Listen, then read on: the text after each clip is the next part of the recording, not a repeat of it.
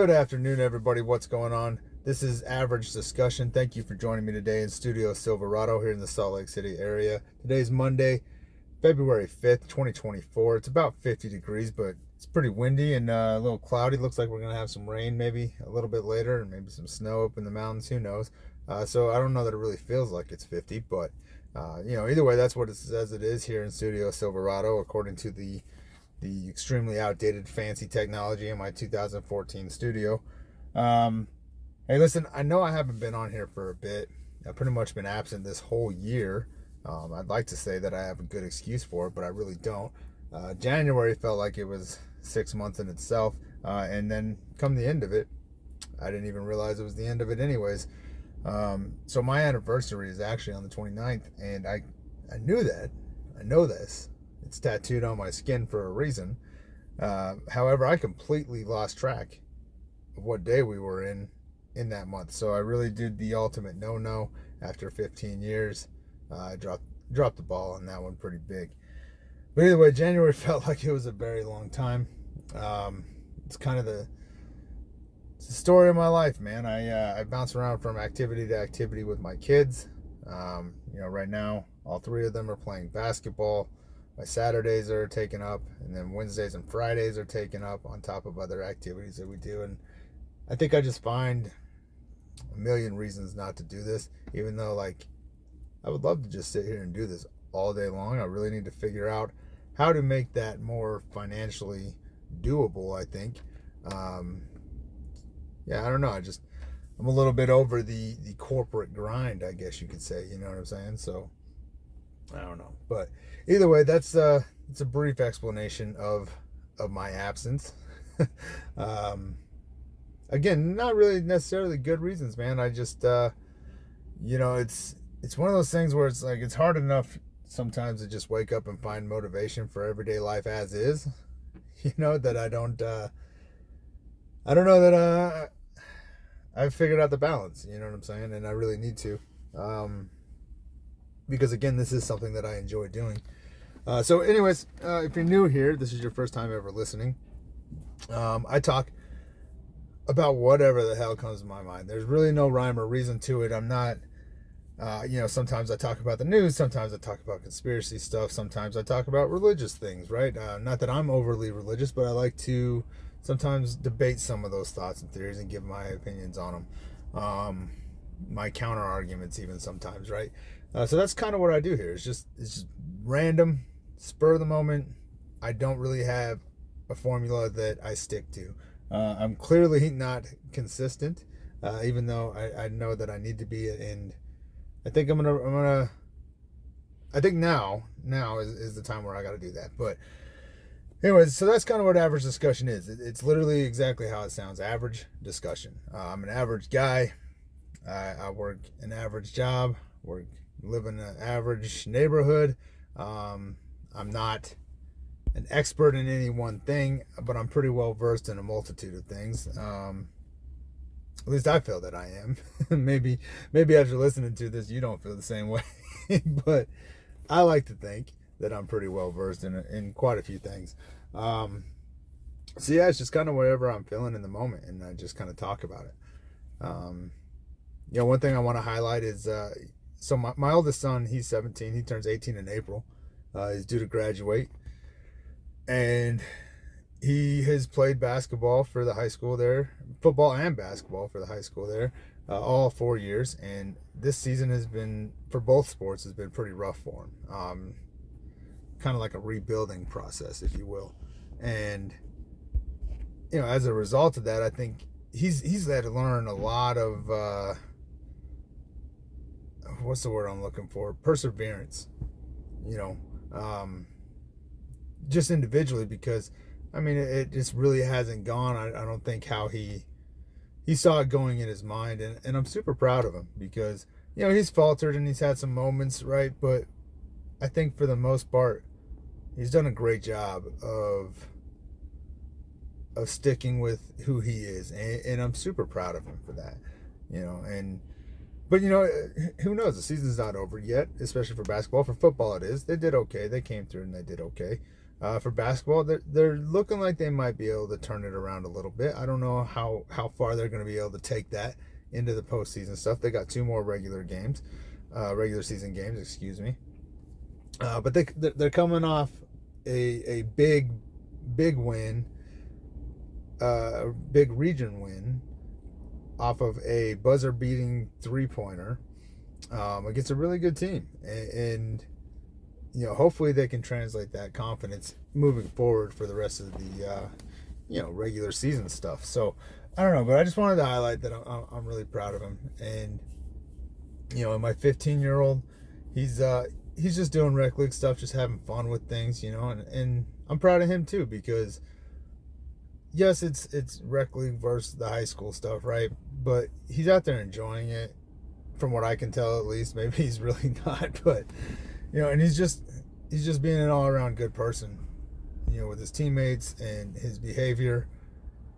And that's all, I think that's all you can ask for as a father, right? Is that at the end of the day, you beat yourself up about all the things you wish you would have taught him that you just didn't think about, right? But at the end of the day, all you can really hope for is that you raise good people, right?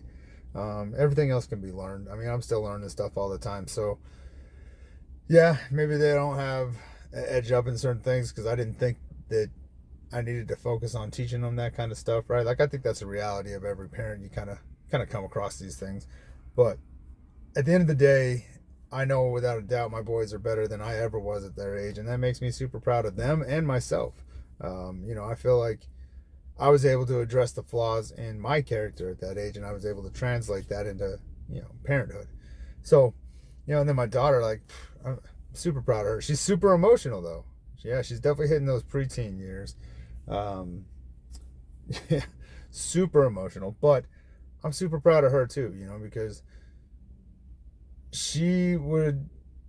I think she would totally just be like, what's the word when you just introvert or whatever? Is that the right word? I can't remember. Where you just kind of like sit in the house all the time. I think she could potentially really be that, but we've done a good job of keeping her active enough, and she seems to really enjoy it. She doesn't like it, obviously, like, hey, it's time to go to dance practice. Right?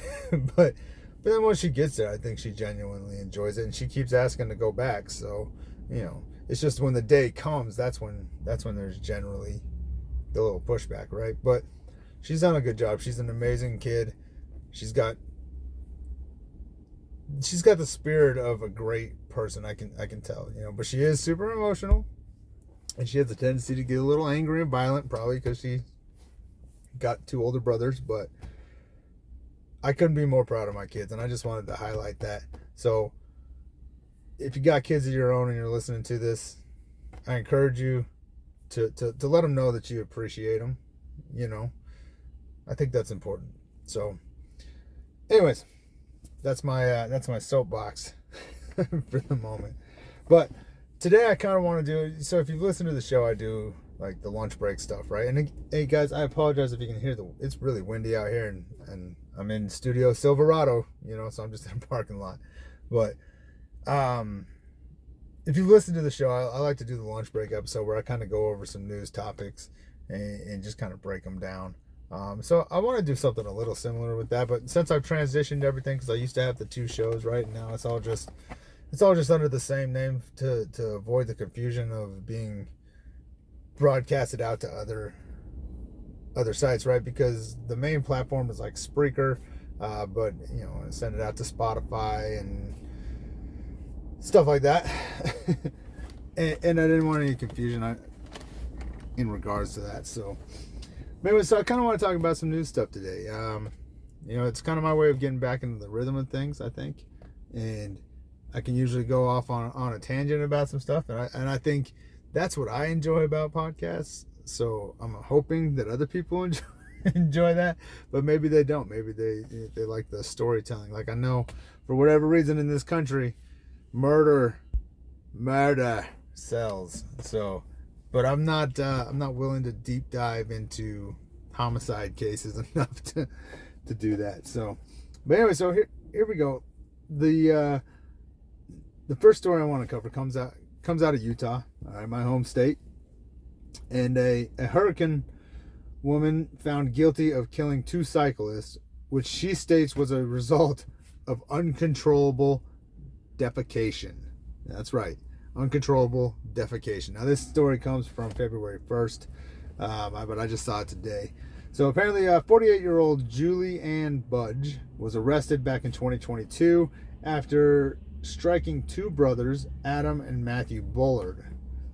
Budge told police she had various medical issues and began shitting herself uncontrollably. Now, she used the word defecating, but I'm changing that to shitting yourself, because that's what you did.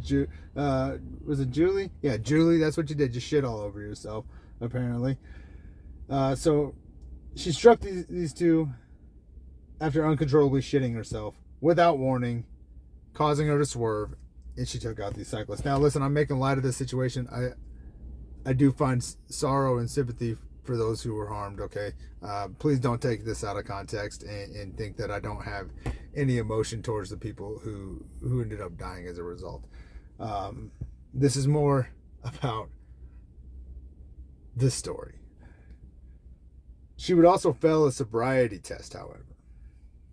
Okay, so when I first read that, my mind was like, oh, so she says she was shitting herself because of these medical issues, but really she was just drunk driving. Well, no, she wasn't. She says that the reason she failed the sobriety test was because of the IV drip fentanyl she was getting at the hospital the day before where she was admitted. Now, I tried to look it up, how long it generally affects you. I didn't really get any good results. So I don't know if that could have lingered over into the next day, but maybe. I don't know. But just so we're all aware, diarrhea is a side effect of fentanyl, IV drip fentanyl, because I did look that up. But she was found guilty on 2 counts of negligent homicide, 1 count of reckless driving, 1 count of failure to remain in single lane of traffic, but not guilty on 2 counts of leaving the scene of an accident. Now, this is where I really wish they would have gone into more detail, because now I need more detail, right? The first ones, I learned a long time ago that they will charge you with 15 things in hopes that the 2 will stick. But at a minimum, at least you're going to get charged with something, and you're probably going to go to jail. So I feel like a lot of those are redundant charges, right? Not necessarily redundant, but just pointless charges. The ones they really wanted was a negligent homicide, right? But I need to know the context of the leaving the scene charges that were put on her. Like, did she rush home to clean the shit off of herself before talking to police? Like, what are we talking about? You don't just shit yourself and sit around and wait for an ambulance to come and take care of the people you ran over.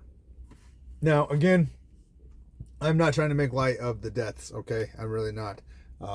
That's a shitty thing. No pun intended. Okay? That's a shitty thing. These 2 brothers were apparently from California. They were up here for some race thing that goes on. And you know, nobody wants that. Like, they were up here just trying to enjoy themselves, and they get taken out by a car. So again, I'm not trying to diminish that. That's a very sad thing. You know, I don't know the specifics. I don't know if it was like a big marathon thing or if they were just like practicing. I don't really know all that. The article didn't go into a whole lot of detail about that, nor should it, obviously. But of all the things that I think would make me swerve, it's probably shitting on myself.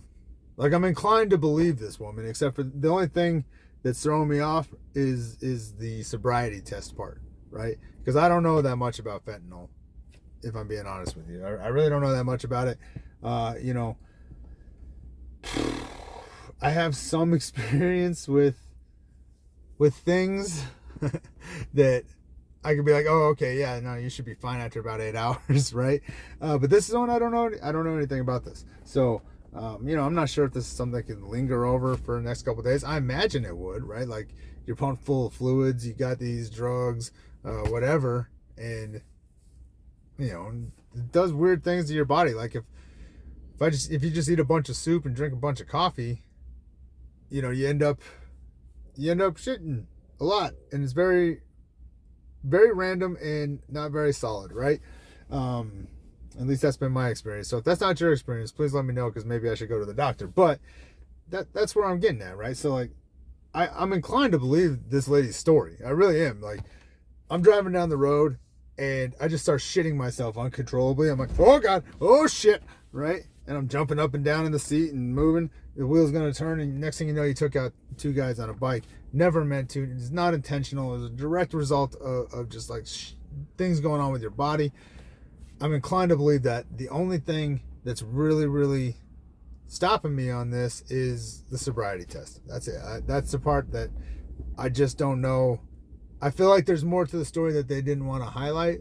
Like, no, actually, she was fucking stoned out of her mind. You know what I mean? But I also feel like they would have said that. So, I don't know. Negligent homicide is obviously definitely not like, capital murder. So I'm sure she's going to get in some trouble. But, it may not be that much, but it's definitely going to be life-altering, life-changing, and that's, those are the reasons that I hope that there was no negligence in the sense of like DUI style stuff, right? Because she failed the sobriety test, but didn't say that she failed anything else. You know what I mean? So, I don't know. Interesting. But that's where we're at. Still here in Utah, Logan City. Now, obviously, if you don't live here, you don't really know where that's at. But it's kind of it's north of Salt Lake, and it's about about an hour and a half drive, roughly, give or take. I can't remember. I've driven there a lot, but I can't remember the time frame. Anyways, it's a very, from what I understand, I don't spend a lot of time up there, but from what I understand, very LDS, church-based community. Okay. So Logan Representative Mike Peterson proposes a bill to have the 10 Commandments displayed in the classroom. Now, this bill was shot down before it was even considered, for obvious reasons, right? Separation of church and state. It's kind of like, it's kind of a big deal. Yeah, I think you would know that, but whatever. But after it was shot down, he adjusted it, basically saying that he wants it to be allowed to be discussed. He wants the 10 Commandments, to be allowed to be discussed in the classroom, along with like, the Magna Carta, the Constitution, those types of things, right? Other political documents. So his argument is that that's what we should be teaching. So now, if you're not from Utah, welcome to Utah. This is what we prioritize, guys. This is what we think about as representatives. I don't see it happening, but if it is going to happen, it's going to happen in a place like Utah. But I think that is a huge disconnect. Because listen, I'm not saying that the 10 Commandments aren't valuable, right? In the sense of what they preach, right? I'm not going to say there's no value to that. It's the problem's going to be the way that it relates to the religion, right? And that's where the problem's going to be, because that's always the problem. You can't have a good idea and a religion without it conflicting, right? So I don't know, but do I think that they're so grand and great that we don't? I don't see the point in it, but I also don't really see the point in why you can't talk about it. Because here's the thing, right? The Bible is a historical document in a lot of ways, right? So in theory, in my mind, you should be able to discuss the Bible in terms of like what it represents, right? During history. Now, does that mean that you go into breaking down scripture and reading from it religiously? No. But you should be able to talk about it. In fact, I'm pretty sure they do. I'm not 100% sure. It's been a minute since I was in school, and even when I was in school, I don't know that I was in school. So, it's okay to talk about it. I think there should be no issues with that. The issue with it's going to be the progressive, the progressive mom that just freaks out over everything, like their kids having their cell phones taken away. That's happening in Ogden.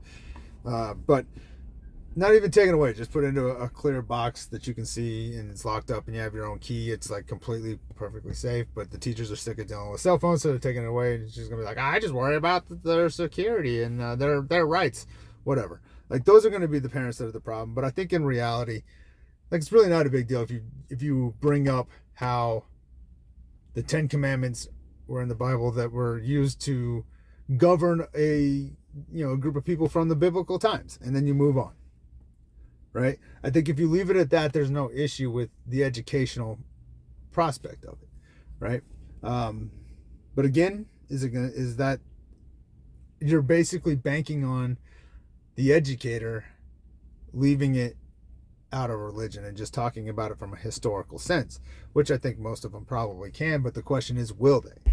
And I think that's really the real problem. So anyways, if you want to know, that's it. Still here in Utah, if passed, and it likely will, a new law could have you paying 5 times more for traffic violations in school zones. So I'm not really sure how I feel about that, right? I agree that we need to ensure that we're stopping people from speeding in those areas during those times of days. I do 1000% agree with that. I just feel a certain kind of way when the state gets more money for your violation. That's it.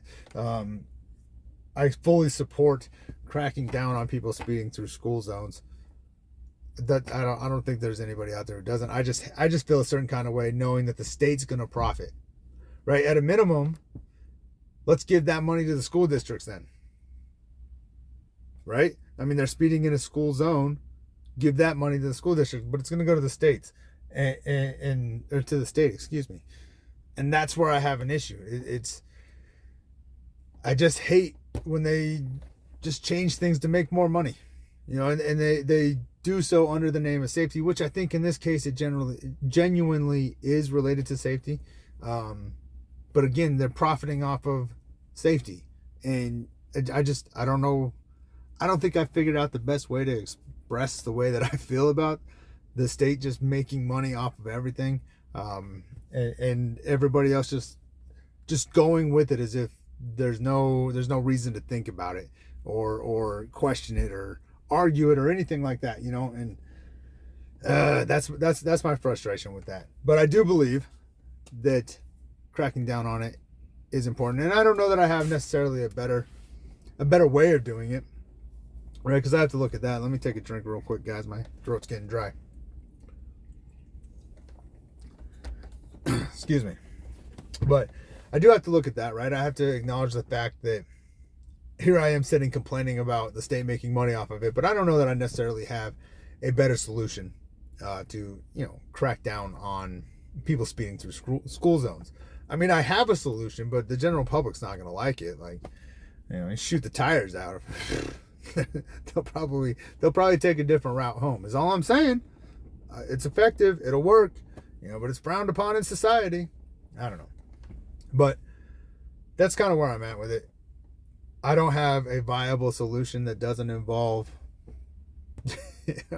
shooting tires out. So I guess I have no room to complain about it. I just really hate the fact that it becomes a lucrative financial opportunity for the state. That's the part that I really, really struggle with. So anyway, so that's kind of the local news here in Utah. So if you're not from Utah, don't worry, I got you. Okay. But if you are from Utah, that's a few of the things going on. Obviously, I don't talk about the big stuff. See, that's the other thing about this average discussion podcast. If there is 1,000, probably more than 1,000, but there's like 1,000 podcasts or media outlets or sources that talk about all the big stuff. If you want to see that, you don't need my, amateur podcast to get that information. All right, but if you don't look into this stuff, you may never hear of some of these stories, and that's the stuff I try to give you. Okay, plus a lot of them are kind of funny.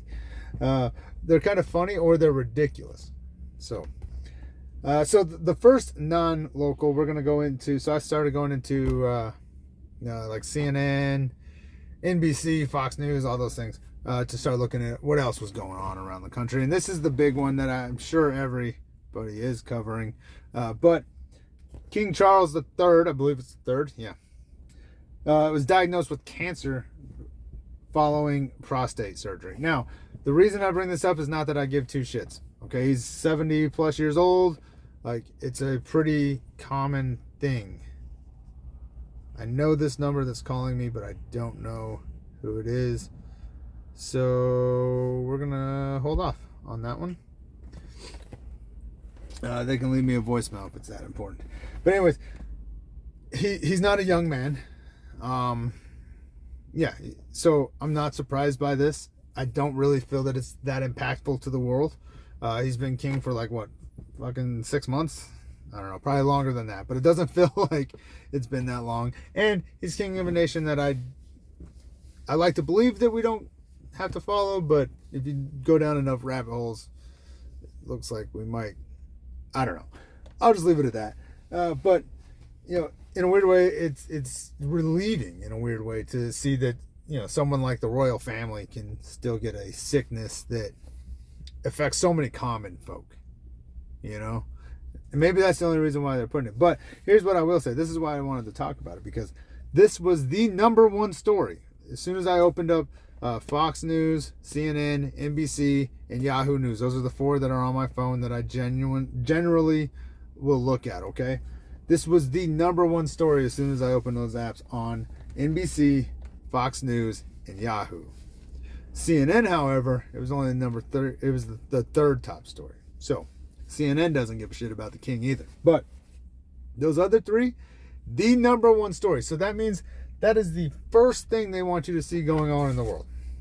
And you really mean to tell me that there's nothing else going on in the world that trumps the king having prostate cancer or whatever? I think they just said cancer. It was after a prostate surgery or something like that. So probably prostate cancer. But you get what I'm saying? Like, nothing else is going on that we can put as that first story that's more important to the overall population of the planet. That's the only reason why I wanted to talk about it. So we're gonna move on, because I don't care about their ailments. All right, in California, so if you're not aware, they are experiencing the effects of an atmospheric river now. 38 million are currently under flood alerts. 500,000 are without power, mostly in the northern and central part of the state. At least 2 people have died that they know about so far. Mandatory evacuations for parts of Santa Barbara and Ventura counties, and so far about 8 to 10 inches in places 8 to 10 inches of rain has fell in certain places.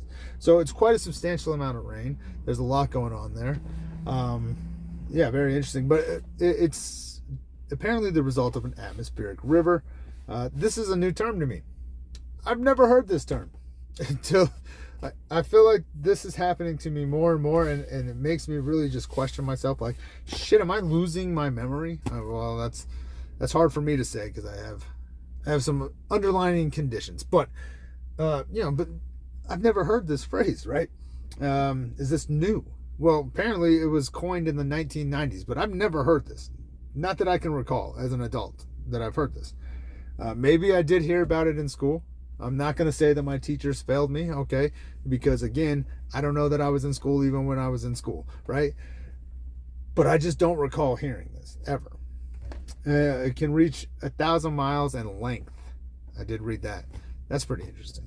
So I'm just understanding it is, there's a whole bunch of scientific terms. If you want to read it, Wikipedia is free to everybody, guys. But basically it's like this giant river in the, I guess you could say, like the jet stream, right? Where it just kind of like floats across, and it really, really kind of scary to think about, but it makes me wonder about, you know, the rains falling from the heavens. But anyways, yeah, I never heard that before. Not that I can recall, at least. Yeah. So if one of my old teachers is listening to this, which I really hope they aren't, but if they are, I'm not saying you didn't tell me this, okay? I'm just saying I don't remember this. And I don't feel like it was a common popular term prior to this specific incident. Maybe I'm wrong about that. Maybe you guys should let me know. Should let me know where I'm wrong on that. But yeah, just not something I recall hearing. Staying in California, the Silicon Valley area. So check this out. If you want someone else to fix your loneliness, you might want to head to the Silicon Valley area. Now, that's assuming you can afford a $2 million home and have the skills necessary to acquire a job there. Yeah, because that's the average home price. Apparently is 1.53 to 2.3. So good luck with that. But if you want somebody else to fix your loneliness, okay, if you're a lonely person and you believe that it is somebody else's responsibility to care about your loneliness and fix it for you, not necessarily fix it for you, but show you the door to fix it, consider moving to the Silicon Valley area, because a resolution was passed this month declaring loneliness a public health crisis. All right, so this is a public health crisis in their opinion, loneliness. Now, the resolution doesn't specifically set aside funds for it, okay? And they've made sure to emphasize the specifically part. Rather, it signals the county's commitment to addressing the issue. I could have saved them a lot of time. How about $1.5 to $2 million for a freaking house? You got, and the average salary there is about $101,000 a year. Okay. I'm just saying that that's an expensive house, right? So maybe they're working more than they really need to in order to be able to live near there. I don't know if anybody thought about that, but if I had to look at it from the outside, which I am on the outside looking at it, I would argue that you probably got to work your ass off just to be able to afford to live there. So all your free time is probably just eat, shit, sleep, repeat. That makes for a lonely existence. So I don't know if anybody thought about that, but that's where my head would be going. Now listen, I'm not saying I disagree with it, right? I just think that it sounds really fucking uppity coming from Silicon Valley, right? Like this is the group that would do that. I just picture people on like scooters rolling around with little baskets on them. They're all wearing their helmets, and they're just passing by, waving and smiling at everybody. But then when they go home, they just get drunk and take a bunch of pills. Like that's what I'm envisioning right now. I don't know. Maybe that is just me. But I can't think of any place better to start this than there. But that doesn't mean that I disagree with them, okay? I just have this jaded, like, weird dystopian city vibe going on about it. But, it's not that I don't disagree with it, because I think the effects of social media in particular are going to be long lasting, and they're going to be studied for generations to come in the psychology world. I really do. And I think that this probably is a byproduct of that too, because as much as we think that we're interactive, we're really not. You make a post and you interact with like 5 people on this thing that has 3,000 comments, right? And you feel like you're involved in the conversation, but you're really not. Because we just jump from that to the next, to the next, to the next, right? There's no interpersonal connection there. And I think sometimes that's not too bad, right? But when that's like your only method of interaction, I think it's very detrimental. Very detrimental. Again, I'm not a psychiatrist. I'm just a guy who's spent 7 years working with one. So, not on a professional level in terms of like colleagues, but as the one to diagnose. So, I don't know. But again, if you're interested in it, grab your scooter, grab your helmet, and make sure you got them elbow pads and knee pads, and go ring your bell around Silicon Valley and wave at everybody, because it's a public health crisis there, and they plan to do a lot of things to change that. So interesting. I just don't know what it'll translate into. All right, now we're gonna go across the pond. All right, well, kind of, yeah, roughly, whatever. We're going across the Atlantic. Okay, Paris. February 5th. Paris votes to triple parking fees for SUVs or, quote, hefty vehicles. All right, so this one caught my eye for a couple of reasons. All right, and one of them was the specific usage of the word SUV.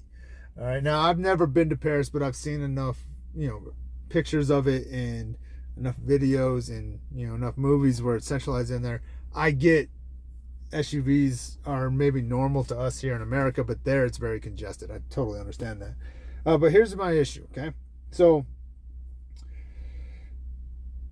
this is predominantly aimed at people who commute to the city and live outside of it, okay? And they want to charge them more money to park their vehicles in the city that they fucking work in, okay? Now, it's equivalent to $19 an hour what they want this to go to. $19 an hour to park your fucking vehicle. That's like $150 a fucking day. 160, right? So that's insane in Central Paris. And that's compared to $6.40 per hour for non-hefty cars. So like your, I don't know, like your Mini Coopers or something, right?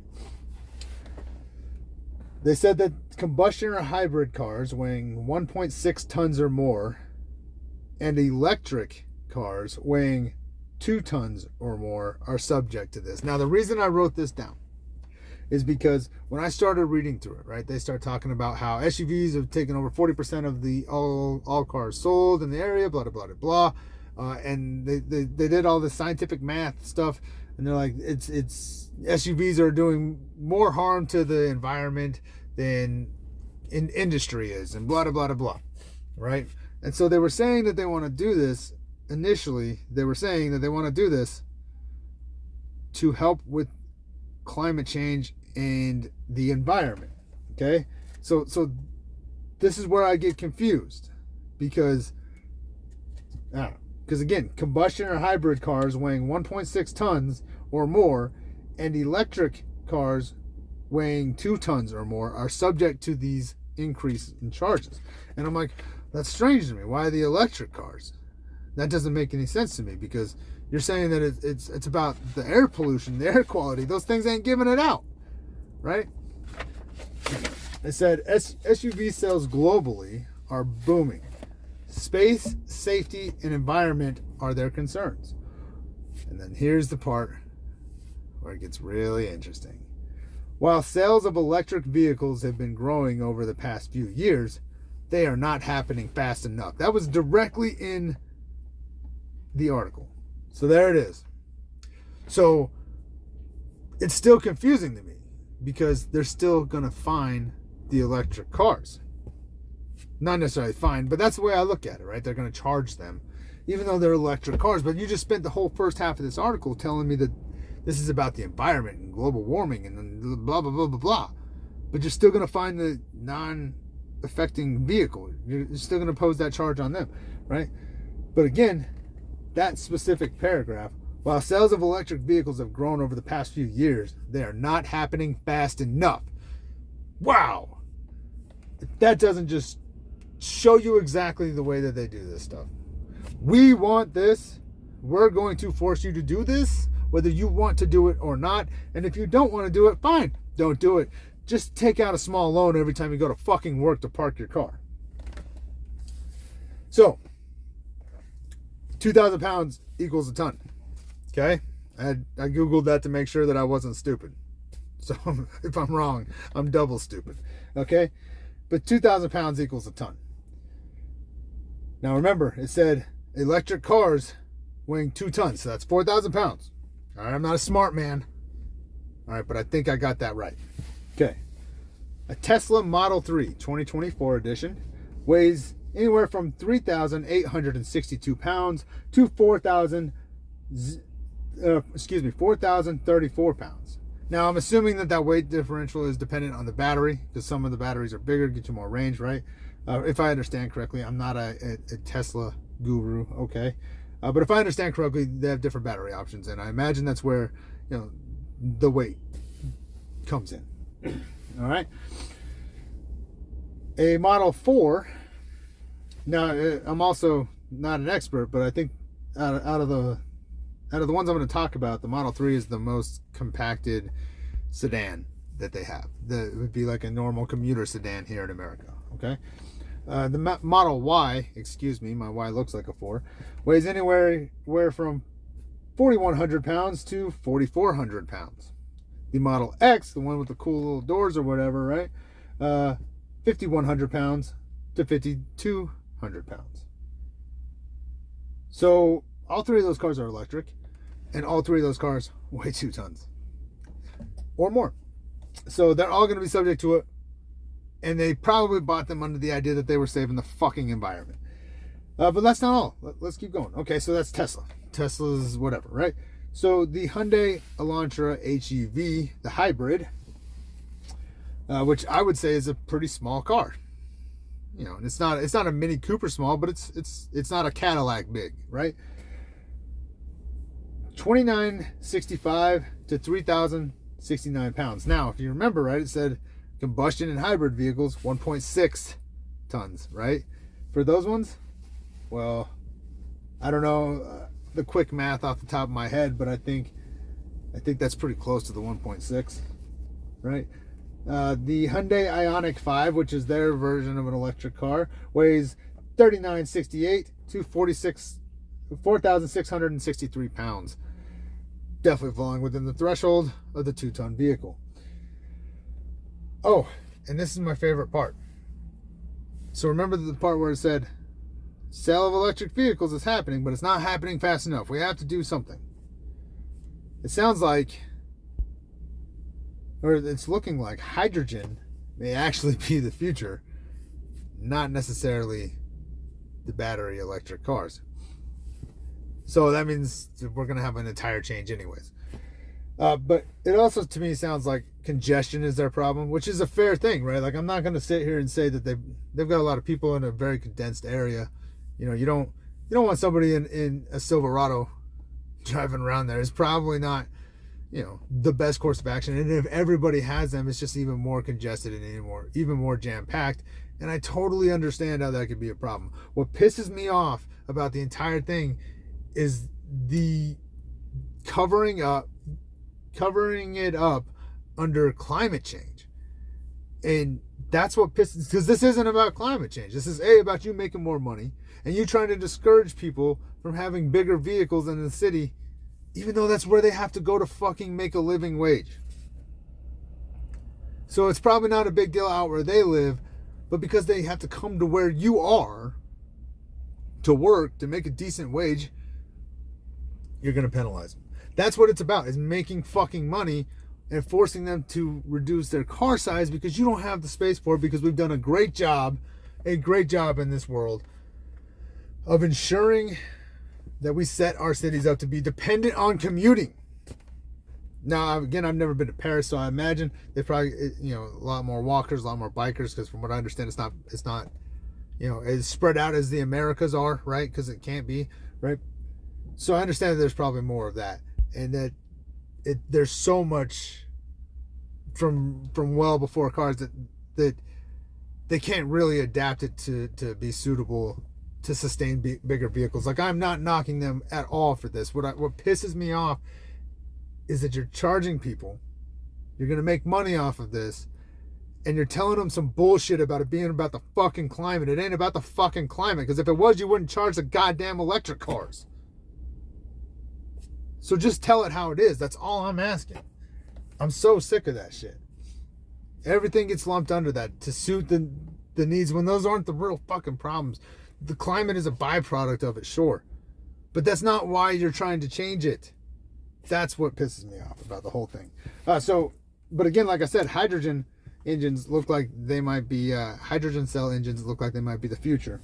And in fact, BMWUSA.com, if you go there, or if you type in BMW hydrogen car, it's going to take you to this website.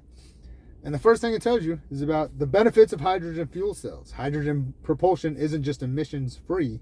It's also quick to refuel, taking about 3 to 4 minutes to fill the tank. Consistent range is unaffected by weather. Take that, Tesla. But the BMW iX5 hydrogen concept is said to weigh around 5,627 pounds. So sorry, Paris, it doesn't really seem to fucking matter if you have a no emissions car or a gas guzzling or rolling coal fucking truck. You're paying these fees. So at that point, you might as well just get a fucking Mustang and tear up those roads. I don't think you can. Like, can you even go? So hopefully somebody's listening to that. Can you even get up to 60 miles an hour in the city area? I'm genuinely curious.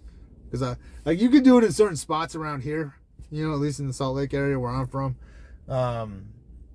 There's a few spots like in downtown. I feel confident I could get up to 60 before I hit a stoplight. But I'm like, can you even do that in Paris? Super, super genuine question there. So if anybody's listening who's been there or lives there, please reach out. Let me know, because I'm genuinely curious. So yeah, that's that. But BMW is moving on, expecting to start selling hydrogen cars by 2025. And I would argue that BMW makes more of the compact style SUVs. Like, it's not a Tahoe, it's not a Suburban. You know what I mean? Like, I feel like they're more reasonably sized SUVs. But even they're not going to be able to get you out of paying that fee. So, interesting. Again, it's not that I have a problem with them having to discourage people from having bigger vehicles in a city that can't sustain it. It pisses me off the way that they're trying to market it.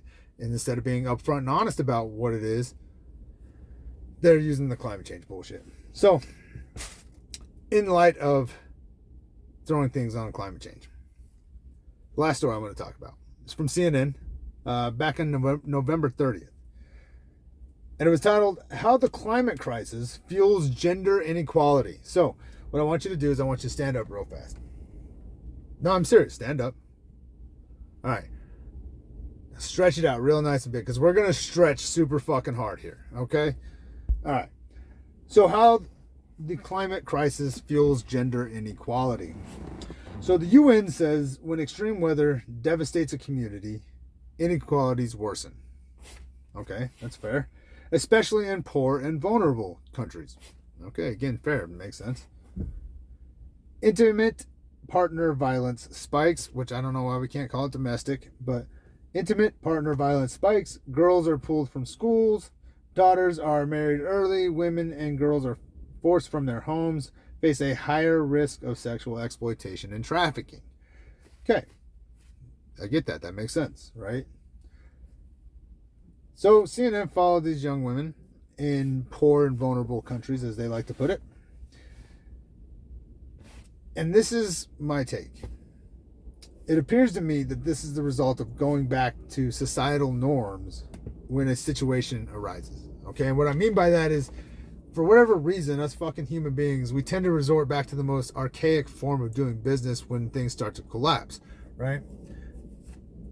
Now, I think here it's going to take something much bigger than a hurricane, right? Or a tornado, because we have so many more advancements. But I totally can see how in an underdeveloped country or a more impoverished country, a simple drought, well, drought's pretty big for anybody, so that's probably a bad example, but a simple flood can have literally life-changing, devastating consequences, right? Because here, if my house gets flooded here, okay, I just move on, and I just move to an area that doesn't have floods, and I keep working, right? But I totally understand that. So to me, it just seems like these are all just kind of like human behaviors, right? And I'm not saying that I agree with them. I'm just saying it's like what we tend to go back to, right? When we go back to the most archaic forms of doing business when things get shitty, right? But to attribute it to climate change, I think that's fucking stretched. Because yes, okay, I get it, right? But these seem like issues that are a problem. I don't want to say culturally, because I don't know that that's the right word. So societal problems within that region, right? Like, this is a problem with the state of mind in that region. This is a problem with what they are doing and not doing in that region, right? That's how I look at it. And that's probably ignorant, because I've never been there, so I don't know what hardships they have to deal with. I don't know the real reasons why they can't have industry and they can't have this first world life. So I'm inclined to believe that they don't want it. That's what I'm inclined to believe, because I've never been there and I haven't seen these things, right? So perhaps there's a little bit of ignorance on my behalf and how I'm interpreting this, right? But what I can say is I have been to places like, I don't know, Afghanistan, and I've had the luxury of being able to communicate with some of those people. And they don't want the things that we have here. They want security just like everybody else, right? Everybody wants to feel safe, but they don't want the fucking economy. They don't want, that's not what they're interested in. And so I'm inclined to believe that that's very similar to these areas. Now, they went to 7 different areas, okay? So the sections that they went to, or the places that they went to, was Nigeria, where they highlighted girls' education. Okay, now I'd have to look into it, but which I should have done before. Actually, you know what? I can do it right now. Let's look into it right now. Nigeria dominant religion. Okay, 50% Muslim and 48.1% Christian. All right, that's what it says. Islam is the dominant religion in the northwest and northeast regions, while Christianity is the dominant religion in the southwest. Okay, so based off of my experiences in Afghanistan, right?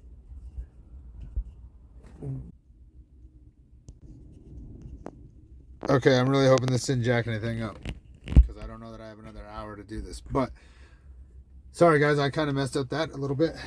I closed out the recorder somehow. Anyway, so based off my experience in Afghanistan and that predominant religion, I know there's different sects of it and things like that, right? But women's education was never taken. It was never really a thing that they were necessarily happy about entirely, right? Like there's certain areas that didn't care. They were fine with it, but like it wasn't something that they were independently fighting for in most cases. I'm not gonna say it's the case all over the place, but I know in some of the areas that I went to, like it wasn't uncommon, and it was a big push on our government's behalf to do that, right? So I would argue that the reason why you see that happening in places like Nigeria is probably more of a religious issue that they just go back to as soon as they see an opportunity to. That would be my guess, because the progressive world, obviously, that all sounds good and fine when it's working, but when it's not, hey, go back to what we know. And that's what I think is happening. That's just my opinion.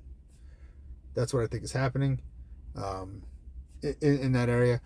But I can also understand how, the climate change has an impact on that. Food insecurity in Brazil. Now, they talked about this for a minute too, and the thing about that is that it appeared to be related to corporate agriculture affecting it, and so these local women were being displaced from jobs. Well, that happens everywhere. And I don't know that that's a direct reflection of climate change. That's a direct reflection of fucking business. Human trafficking in the Philippines. They argue that relocation after disasters increases the risk. Because again, you are relocating people. There is no mechanism for success that doesn't send you back to archaic principles. And I don't know a lot about the Philippines, okay, but I can imagine that there's probably a lot of struggling people, and poverty breeds fucking crime. Plain and simple. Maternal health in Pakistan. Now this is the one. This one feels like a stretch. And they talked about these areas where it would be like 122 degrees Fahrenheit. And a lot of these pregnant women were forced to just keep working through this. There was no adequate way of dealing with it. And that the heat, it translates into, birthing problems and things like that, which I'm sure it does, right?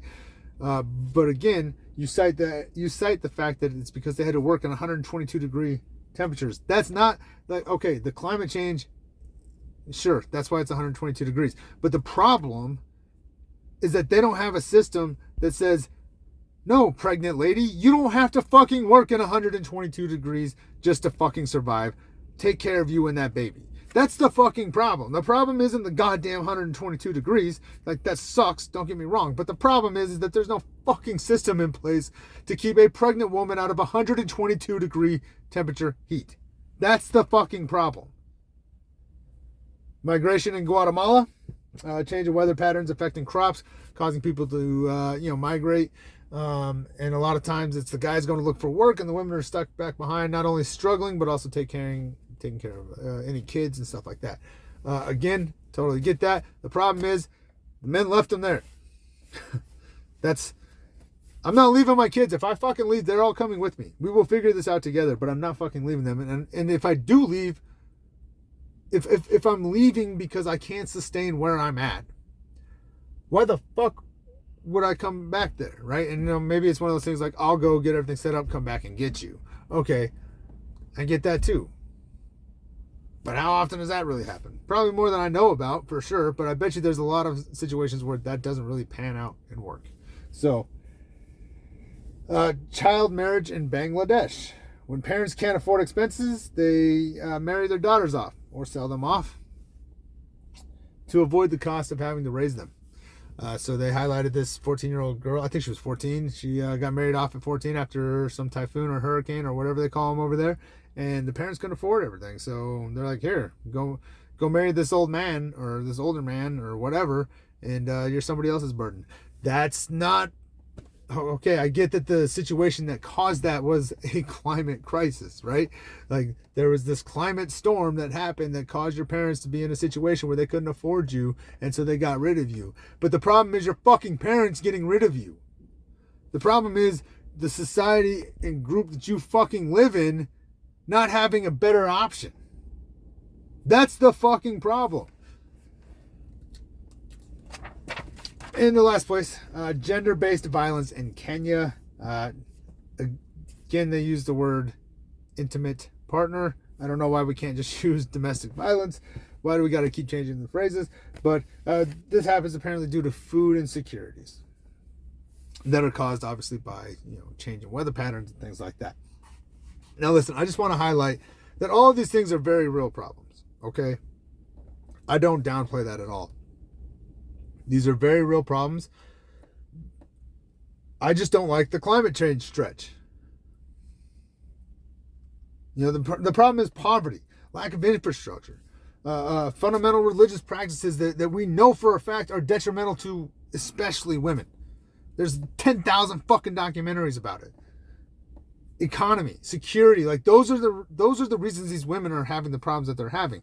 By saying that, by highlighting it, that it happened because it came after a climate catastrophe. Yeah, no shit. Because the area, like the same shit happens here in America, like New Orleans, Katrina, right? From what I understand, like rape and sexual assault in New Orleans after that was fucking out of control. Because as soon as there's an opportunity for it, us shitty ass human beings resort back to the most archaic fucking practices. It happens time and time and again. So these are very real problems. But the reason they're bigger problems there is because they lack the things that we have here. Now, how much of that is on them and how much of that is on historical, what's the word I'm looking for? Colonialism, right? Because that's a big thing too, right? The areas that they were at, how much of that is on the outside world versus how much of that is on them, right? So like, I totally get that argument, but Jesus Christ, like, stop trying to get credibility for your article by saying, oh, it's a climate change.